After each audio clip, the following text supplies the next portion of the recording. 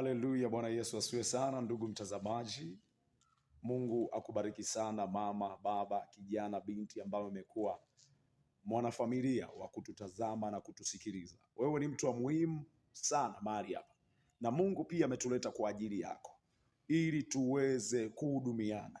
Biblia inasema tunafaidiana sisi kama viungo katika Kristo. Sasa basi, na neno moja kwako ya kwamba je, kama wewe ikiwa ni mara yako ya kwanza au pia umekuwa ni mwenyeji wa kufuatia vipindi vyetu, je, wewe umekuwa ukinufaika kwa kiwango gani?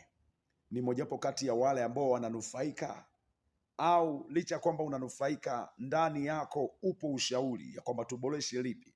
Basi ninakusihi unaweza ukaandika jambo katika chini ya skrini yetu, katika komenti yako, katika chini ya skrini andika komenti yako, nasi tutasoma na tutabarikiwa sana. Kwa kila ambacho unabarikiwa, usiache kucomment, andika hapo chini, nasi tupo kwa ajili yako.